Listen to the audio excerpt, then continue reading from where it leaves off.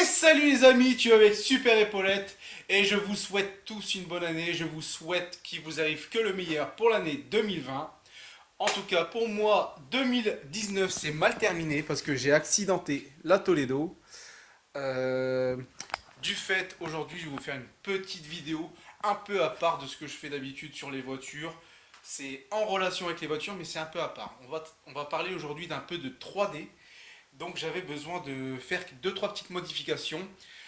Quand j'ai acheté la face avant d'occasion pour la Toledo, donc dans une casse, une face avant de TDI 150 sans faire exprès. Alors je me suis trompé. Bref. Donc sur la partie radiateur, tout ça, on a l'échangeur d'air qui est en façade, qui fait toute la façade, donc de là à là. Donc moi je vais pas l'utiliser pour l'instant parce que moi sur mon TDI 90, tout simplement mon échangeur il est là. Je souhaite faire peut-être la modification par la suite, mais je vais pas le faire maintenant.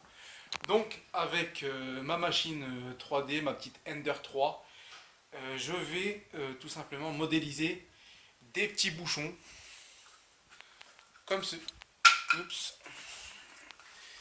Alors des petits bouchons comme ceci qu'on va mettre à l'intérieur pour pas que la poussière et les saletés rentrent en attendant que je puisse trouver les pièces pour pouvoir l'utiliser. Donc on se retrouve tout de suite sur mon PC et on attaque la modélisation de la pièce du bouchon. Voilà, donc à tout de suite. Donc les amis, on se retrouve sur mon PC. La première des choses, c'est qu'on va aller sur Tinkercad. C'est un site gratuit qui vous permettra de modéliser des pièces en 3D, tout simplement avec des formes très très simples. Comme ça, même les plus débutants pourront s'initier là-dessus. Et moi, c'est comme ça que j'ai appris à modéliser des pièces 3D. Donc voilà, on est arrivé sur la page. On va devoir cliquer sur créer une conception. Voilà. Une fois fait, on arrive sur cette page et sur le côté droit de l'écran, vous pouvez voir les formes prédéfinies que Tinkercad vous propose. Donc moi, j'ai sélectionné un cercle et je reporte les cotes que j'ai pris avec mon pied à coulisse auparavant sur les durites de suralimentation que j'avais. Donc là, va falloir mettre les côtés au maximum pour avoir une belle forme bien arrondie sur la forme cylindrique. Sinon, ça va poser problème au moment de l'emboîtement de la pièce à l'intérieur de l'échangeur. Voilà.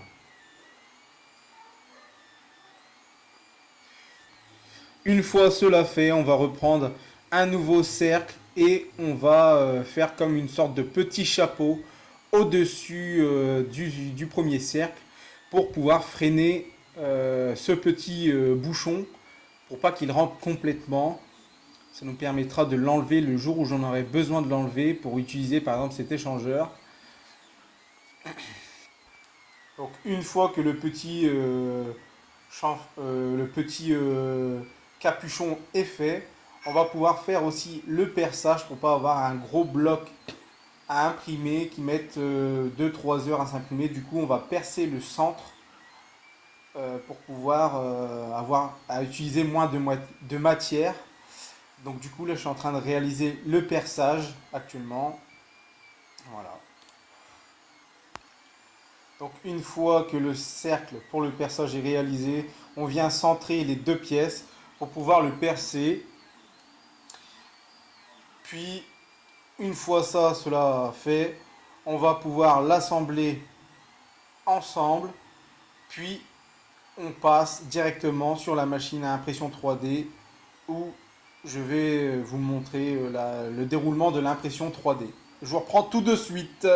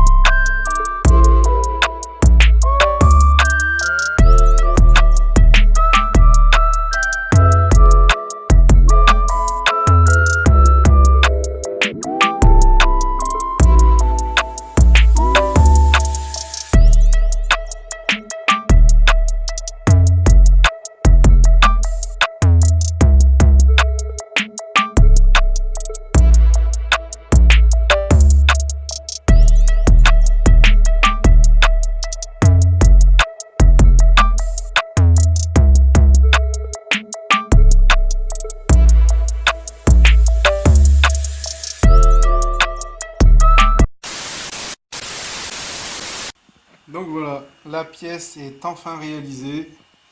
Elle vient juste de se terminer. Donc là, je vais vous le décoller. Alors, je vais poser le trépied juste ici. Il faut tordre un peu la plaque. Ça se décolle. Et à l'aide d'une spatule.